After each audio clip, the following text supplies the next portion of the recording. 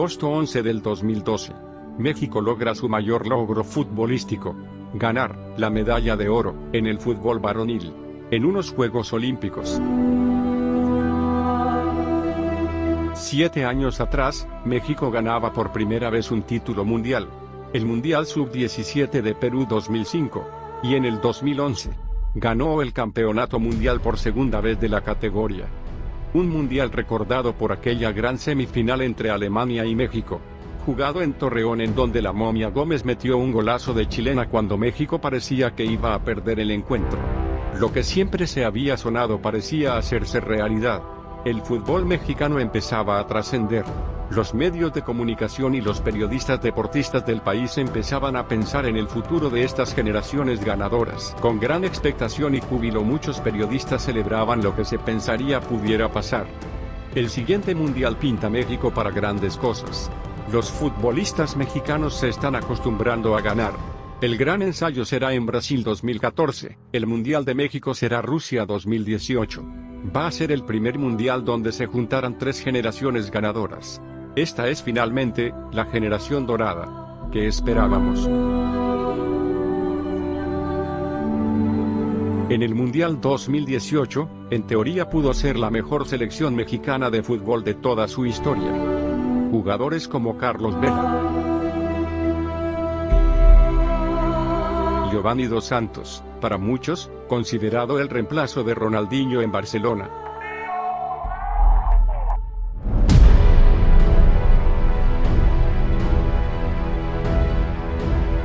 Javier, el Chicharito Hernández. Con jugadores talentosos y técnicos como Jesús Tecatito Corona, Irving, el Chucky Lozano, Héctor Herrera,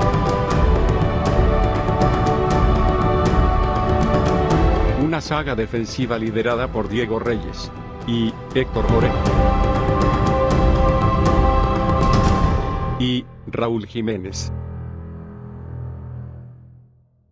Sin embargo, el caso no fue así. La selección pasó desapercibida en la justa una vez más. El Mundial de Rusia 2018 fue solo una participación. Lo que se pensó pasaría, después de la conquista de la medalla de oro, nunca pasó. México no tuvo su mejor mundial. La mejor selección mexicana que alguna vez jugó un mundial, sin duda, fue el combinado nacional que representó al país en el Mundial de Estados Unidos 1994. Y, el 5 de julio de 1994 será recordado como el día que el fútbol mexicano pudo trascender mucho más allá del famoso quinto partido. Ese día, México enfrentaba a Bulgaria en octavos de final. Todos sabemos qué pasó en el campo de juego. Hasta la fecha, aún existen controversias, 26 años después de lo que sucedió en la banca entre Hugo y Mejía Barón. Por ahora, es recordado como el día que jugó por última vez la mejor selección mexicana que haya existido en su historia. Pero, ¿qué realmente pasó en la banca mexicana?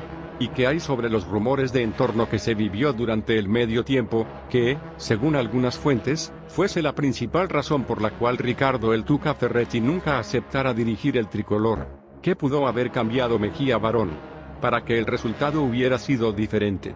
¿Hugo pudo ser la diferencia? Tal vez. El responsable de que esta gran camada de jugadores lograran por primera vez poner en alto el fútbol mexicano se llama César Luis Menotti. Hoy en día, escuchar el nombre Argentina es pensar en Diego Armando Maradona y Lionel Messi. Pero, muy poca gente recuerda el fútbol argentino creció gracias a Menotti y sus revolucionarios esquemas futbolísticos.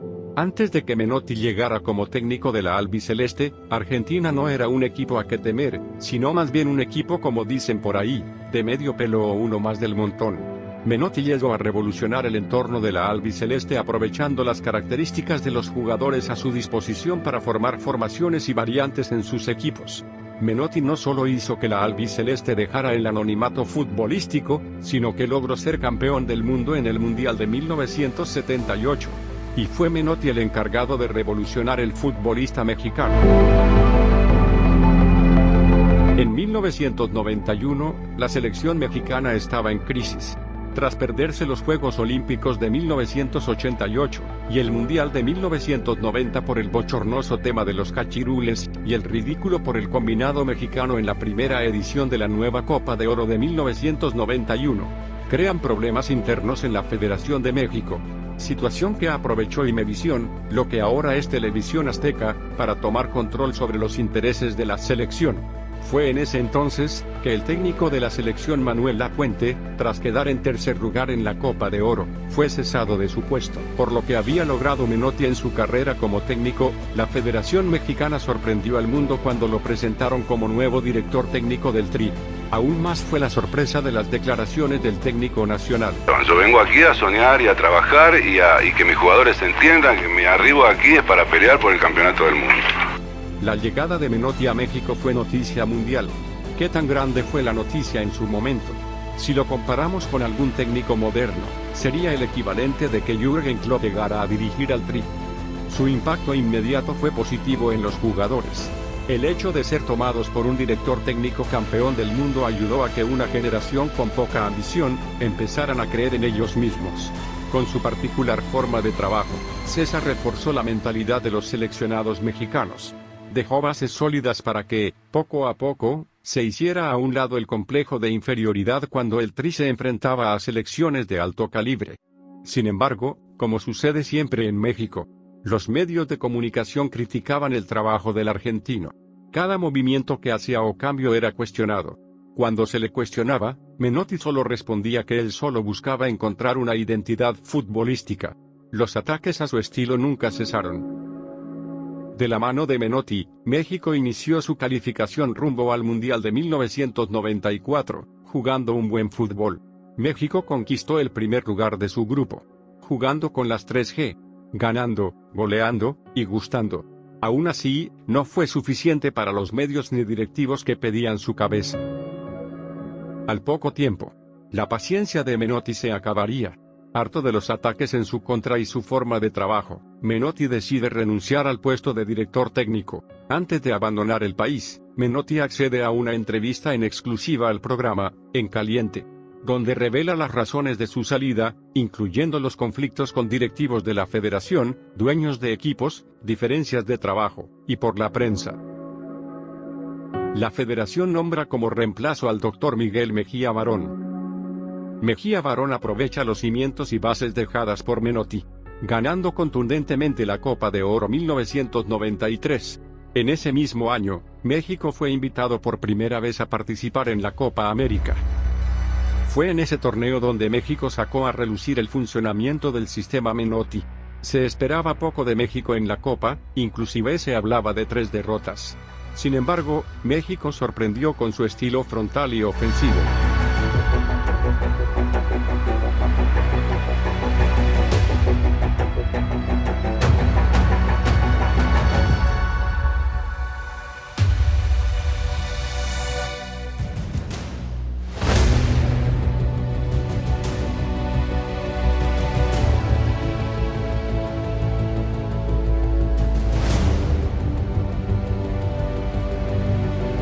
En este torneo, Hugo Sánchez anotó su último gol vistiendo la casaca nacional.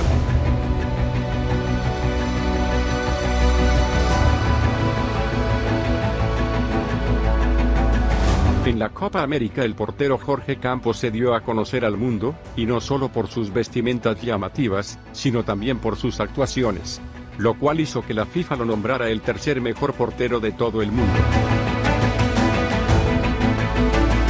Para la sorpresa de todos, México logró llegar a disputar la final. El rival, Argentina, equipo con el que México había empatado en la primera ronda. 2 goles de Gabriel Batistuta hizo la diferencia. Marcador final: México 1, Argentina 2. México obtenía su mejor logro futbolístico: ser subcampeón de todo el continente. Al regreso a la Ciudad de México, los seleccionados fueron recibidos como héroes. En el crítico encuentro de México contra Canadá, se necesitaba un triunfo para asegurar el pase al Mundial. El Abuelo Cruz jugó prácticamente lesionado, reflejando la garra, entrega y determinación de este grupo. jugando con un solo pie, anotó el gol de la victoria después de que México empezara perdiendo 1-0. Marcador final: México 2, Canadá 1. Al término del partido, después del gran esfuerzo de entrega, no pudo más el abuelo Cruz. Nacho Ambriz tuvo que cargarlo hacia los vestidores. Como era de esperarse, la afición no tardó en celebrar en el Ángel de la Independencia. Fue ese día donde nace la frase: "Nos vamos al Mundial".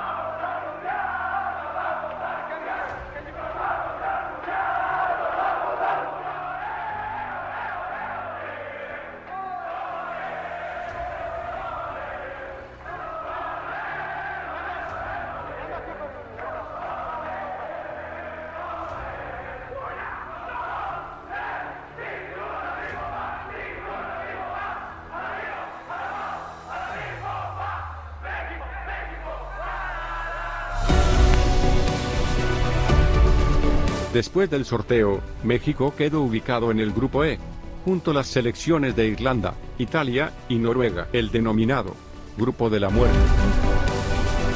Mejía Barón dio a conocer su lista de convocados para el Mundial. Controversialmente, dejó fuera de la lista de convocados a Miguel Herrera. Mejía Barón confesó que no quería llevarse a un jugador que fácilmente perdiera la cabeza. Y Herrera era un jugador de temperamento explosivo. Algo que también influyó en la decisión del técnico fue lo sucedido con Dolmo Flores, donde Herrera se hizo expulsar después de una entrada dura a Flores. Fuera de la lista quedó el abuelo Cruz, ya que no se pudo recuperar de la lesión que sufrió en el encuentro contra Canadá. Y sorprendió a todo mundo con la inclusión de Luis Antonio, el Cadáver Valdés, en la nómina final, dejando afuera de la lista a Miguel España. Fue una decisión muy criticada, ya que España había sido uno de los jugadores que más juegos disputó con Menotti y Mejía Barón. Mundialista en 1986, hubiese sido el segundo jugador con experiencia mundialista en la lista de Mejía Barón, el otro siendo Hugo Sánchez. Muchas veces España había sido capitán de la selección, y era considerado un hombre muy importante del vestidor, un líder natural y jugador muy aguerrido. El 19 de junio, México enfrentaba a Noruega en el primer juego de la justa mundialista. El técnico mexicano sorprendió una vez más al dejar fuera a García Aspe de los titulares, y en su lugar inició el Cadáver Valdés. Durante el partido, Jorge Campos demostró con grandes atajadas porque era considerado uno de los mejores porteros del mundo. Al minuto 84, Rekdal le dio la ventaja a Noruega 1-0. Minutos después, sobre el final del partido, Sage pudo empatar el encuentro. Sin embargo, su remate de cabeza con una portería sola fue para sacar el balón de las redes, siendo una de las grandes fallas de todo el Mundial. Marcador final: Noruega 1, México 0. Para el segundo partido contra Irlanda, Mejía Barón mantuvo su formación de un 4-4-3, pero hizo varios cambios a la alineación. En la defensa, Ramón Ramírez fue suplido por Jorge Rodríguez y Raúl Gutiérrez por Marcelino Bernal. En el medio campo, García Aspe regresó a la titularidad por el Cadáver Valdés. Y en la delantera, Carlos Hermosillo entró por Hugo Sánchez. Una vez más, Jorge Campos tuvo una gran actuación bajo el arco, pero fue Luis García quien fue la diferencia al anotar los 2 goles de la victoria.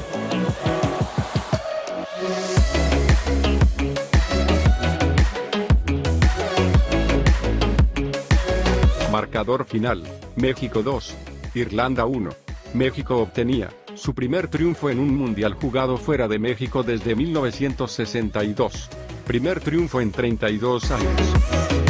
Para el tercero y último juego de México en la primera ronda, se enfrentarían a la selección de Italia. Una selección llena de estrellas pero liderada por los legendarios Roberto Baggio y Paolo Maldini. Mejía Barón optó, por tercera vez, salir jugando con su tradicional 4-4-3, y repitiendo los mismos jugadores que vencieron a Irlanda. México estaba cerca de pasar a la segunda ronda, algo que ninguna selección mexicana había logrado antes en mundiales fuera de México.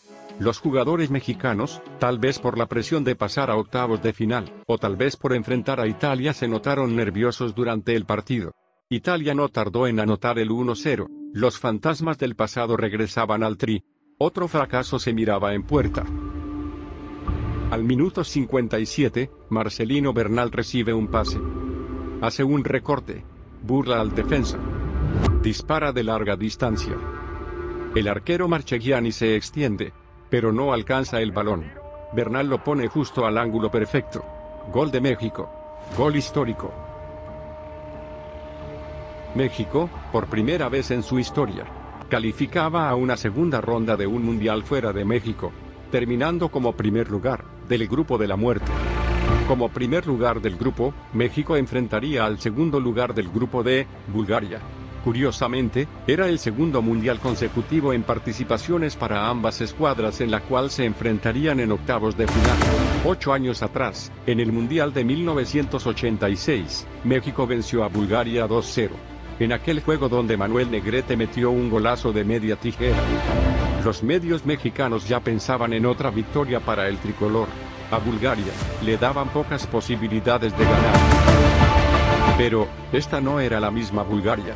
Esta era la generación dorada búlgara, liderada por Hristo Stoichkov, quien en 1990 fue considerado el mejor jugador del mundo. También formaba parte del llamado Dream Team junto con Romario en el Barcelona.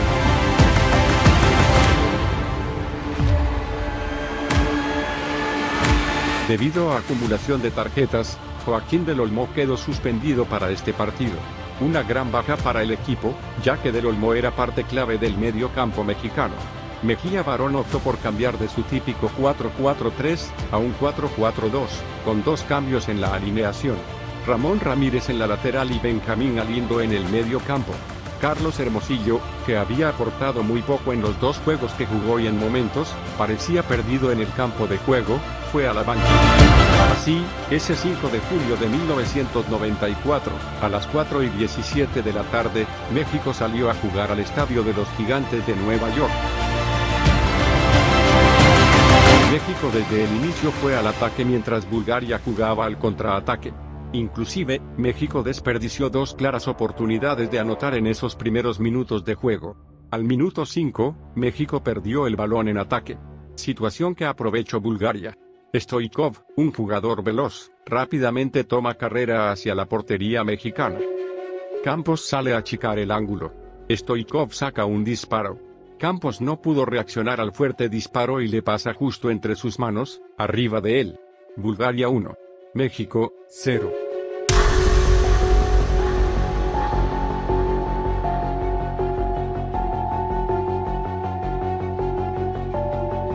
Minutos después, Kremenliev le comete falta a Sague dentro del área. El árbitro no duda en marcar penal a favor de México.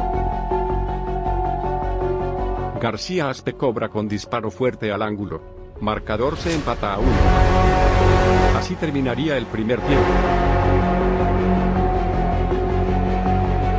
Stoichkov, quien había jugado en contra de Luis García en España cuando jugaba para el Atlético de Madrid, había aconsejado a sus compañeros cómo enfadar y frustrar a Luis García. Al minuto 28, García fue amonestado con la tarjeta amarilla. El acoso de los defensores búlgaros no paró. Mejía Barón notó que Luis García estaba cayendo en las trampas de los defensores y corría peligro de una doble tarjeta. Lo consultó con sus asistentes, el Tuca Ferretti y el Vasco Aguirre, quienes coincidieron en sustituirlo. Cambio que quería hacer el técnico durante el medio tiempo. Durante todos estos años, los periodistas y afición mexicana solamente se enfocaban en el cambio de Hugo. Muy pocas personas saben qué pasó durante el medio tiempo. Mientras los jugadores se reclamaban en el vestidor, Mejía Barón y Luis hablan entre ellos. El técnico le comunica que iba a salir de cambio. De inmediato, García hace un berrinche, reclama y hace insultos. Se rumora que Luis fue en busca de un directivo de la federación, presuntamente alguien de Televisa. La decisión fue fácil. Luis no saldría de cambio. Era el único jugador en el fútbol europeo. Pero había algo aún más oscuro. El directivo se dirige a Mejía Barón. Lo amenaza. Luis no sale del juego por nada del mundo, y mucho menos, Hugo Sánchez entraría al juego. Era el momento de cobrar facturas. Un año antes, en 1993, Hugo Sánchez había sido uno de los líderes del movimiento fallido por algunos jugadores mexicanos, que buscaban mejores condiciones de profesión. Entre sus solicitudes, era eliminar el famoso pacto de caballeros, y el bochornoso draft. Los federativos rápidamente con amenazas y castigos hicieron que el movimiento se acabara. A Hugo, no se le perdonó esa rebeldía. Al ser testigo de lo sucedido, dice la leyenda, el Tuca Ferretti decidió nunca tomar la selección. Tuca, un hombre de carácter fuerte, no se prestaría a manipulaciones ni dar control a sus decisiones. Minuto 50, al comienzo del segundo tiempo. Kremenliev se gana su segunda amarilla y es expulsado. Bulgaria se queda con 10 hombres.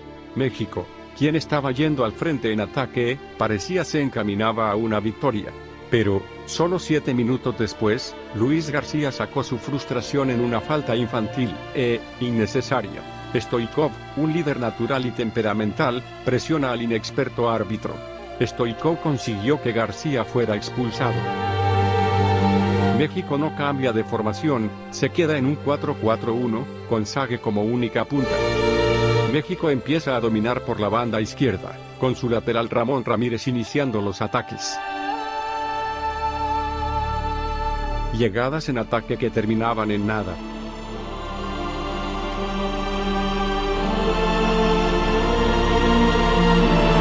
Sague se encontraba completamente solo en el área, jugando una posición que no era la de él.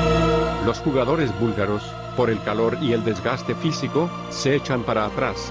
Los fanáticos mexicanos empiezan a corear el nombre de Hugo. Lo piden de cambio. Mejía Barón llama a Hugo. En la discusión, el técnico le pedía a Hugo que entrara en lugar de Galindo como mediocampista. Hugo le pide entrar en la delantera. Después de la charla, Hugo se sienta en el banquillo. Según Raúl Gutiérrez y Carlos Hermosillo, Hugo estaba molesto y comentó: "No voy a entrar". Es aquí donde entra la controversia. Según Mejía, no metió a Hugo porque él se rehusó a entrar de mediocampista. Pero, ¿dónde quedaron las variantes? De acomodar el cuadro basado en los jugadores que tenía México en el campo. Ser director técnico es como ser un general militar. Como un general, el técnico debe crear estrategias, motivar y tomar decisiones en momentos claves.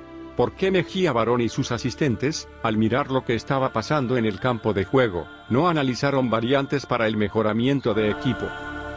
Primera variante sería mover a Jorge Rodríguez de lateral derecho a lateral izquierdo, y a Bernal del medio campo a lateral derecho.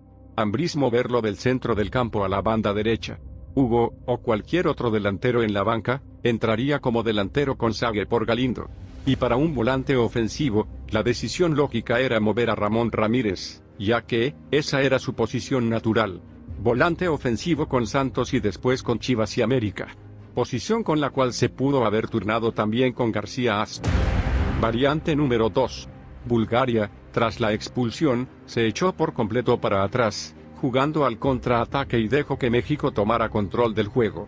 Tomando eso en cuenta, Mejía Barón pudo optar por ser más agresivo. La mejor opción sería haber sacado de cambio a Marcelino Bernal y Jorge Rodríguez por Hugo Sánchez, o cualquier otro delantero, más Raúl Gutiérrez, y jugar con una línea de 3 defensas.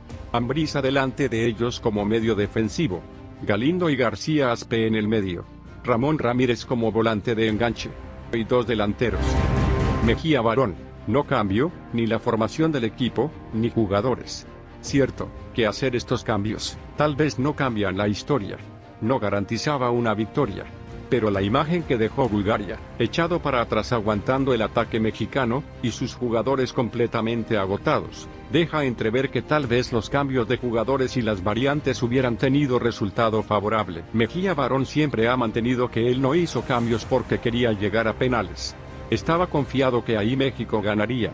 Poco a poco, han surgido nuevas versiones de los jugadores y miembros de esa delegación que afirman otra historia. Rumores donde, según se dice, directivos y promotores tomaron decisiones sobre el terreno juego. Estos rumores nunca han sido confirmados. Después de 120 minutos, el encuentro terminó 1-1. Se llegó a la tanda de penales. García Aspe tiraría primero. Dispara fuerte al ángulo. El esférico pasa por encima del travesaño.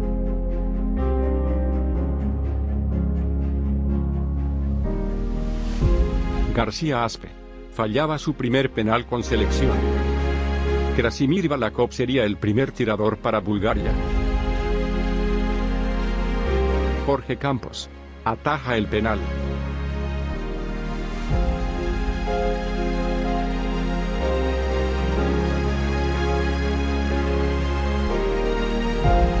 Marcelino Bernal falla con un disparo a las manos del portero.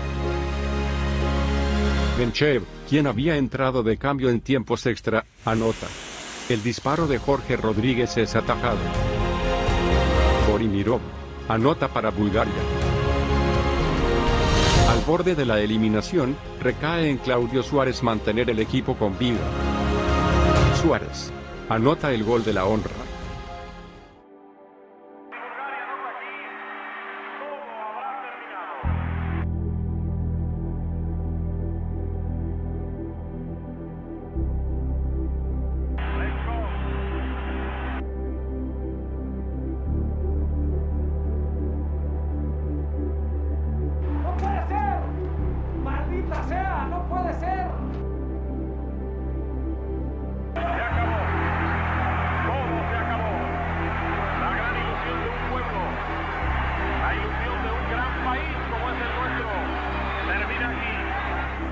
No es justo que el equipo mexicano haya tenido que llegar a esto y que se defina en esta forma y que no haya habido la intención y los deseos de ganar el partido en los 90 minutos reglamentarios y después en los tiempos extras. Creo que hubo conformismo y pues está pagando las consecuencias en estos momentos el equipo nacional. Estaba preocupado por esto, porque uno veía que se podía, porque uno sufría, porque veía que Bulgaria estaba entregado, que se caía, que había que agredirlo, porque se llega a esta instancia y es... México quedaba fuera de la Copa del Mundo. García Aspe se culpaba de la derrota y era consolado por sus compañeros. 26 años después, esta eliminación es tal vez la más difícil de aceptar para el fútbol mexicano. 26 años después, analizando lo que logró Bulgaria, terminar como cuarto lugar, y tomando en cuenta que ante México, Bulgaria se echaba para atrás mientras México dominaba, posiblemente México hubiera podido llegar a semifinales. Los debates siguen siendo los mismos. Los cambios no hechos. La charla de Hugo y el técnico. Pero, ¿qué hubiera pasado si Menotti nunca hubiera renunciado al tricolor? Antes de asumir como entrenador de la selección mexicana, César Luis Menotti dirigió los entrenamientos del triolímpico rumbo a Barcelona 92. El flaco Menotti también viajó a ver los partidos panamericanos cuando todavía no era el técnico oficial para ver a los jugadores. Menotti desde el principio quería dar oportunidad a los jóvenes, y fue ahí donde descubre a Ramón Ramírez y el Tote Castañeda. También se fijó en Ramiro Romero y Ricardo Cadena. Menotti iba a dar la oportunidad a jóvenes de participar en selección mayor poco a poco. Ya después, cuando tomó la decisión de irse, ya no hubo ese proceso tanto para el Tote ni los demás juveniles. ¿Qué jugadores hubiera seleccionado Menotti para el Mundial? ¿Qué variantes? ¿Qué cambios? ¿Qué estrategias? ¿Y qué decisiones hubiera tomado Menotti en ese partido? Un técnico campeón del mundo con una amplia trayectoria en el fútbol sudamericano y europeo. ¿Qué hubiese pasado si Menotti se le hubiera dejado trabajar y no se hubiera ido de México? ¿Qué hubiera logrado esta gran generación? ¿Qué hubieran logrado en este mundial? Al regresar a México, surgen los dimes y diretes entre Hugo y Mejía Barón. Ataques más que nada de Hugo hacia el entrenador nacional, donde inclusive hace acusaciones hacia federativos, afirmando que la razón que no entró no fue por lo deportivo, sino por otros motivos extracancha. Mejía Barón lo niega rotundamente. Fue una pelea muy pública entre ellos que duró más de 2 décadas. Tras la eliminación de México, periodistas deportivos, directores técnicos y miembros de la federación debatieron puntos para mejorar el nivel de la Liga Mexicana y de la selección. Entre esos puntos, se debatió la formación de jugadores jóvenes, la mentalidad del futbolista y reducción de extranjeros en la Liga Mexicana. Sin embargo, el número de extranjeros en la liga se han incrementado.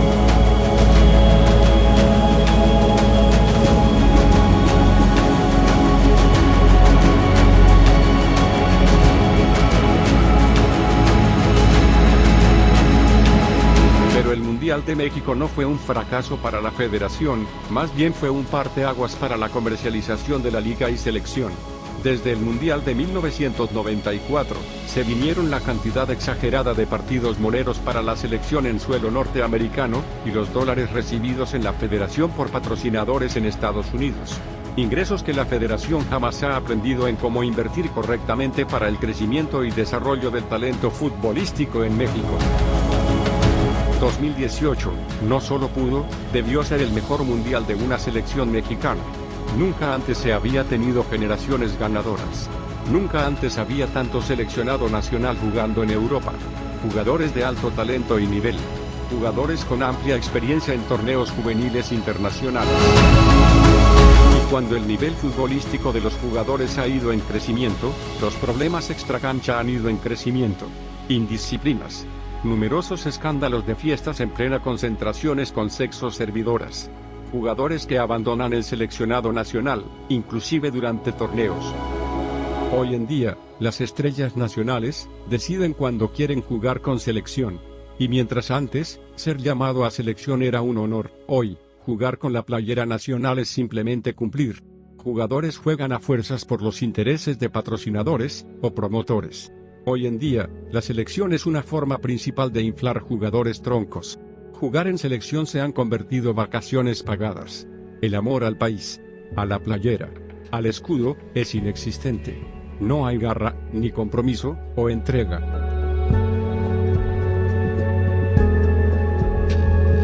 Y mientras la selección del 94 no tuvieron las mismas facilidades de formación, de fogueo, y de emigrar al fútbol europeo o tener jugadores de alto talento como la del 2018, será recordada por su garra deportiva, su entrega y su amor por la playera.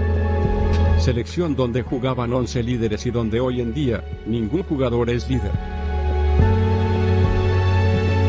Hubiera ganado México si se hubieran hecho los cambios o variantes por Mejía Barón. Tal vez. Según Adrián Chávez, en una entrevista a una cadena deportiva, Chávez dijo, Campos adivinó todos los disparos, si estuviera 1 centímetro más alto, las para todas. Y también su uniforme no era aerodinámico. A Jorge le gustaba usar uniformes muy grandes. Cuando se lanzaba, parecía que traía un paracaídas que lo detenía.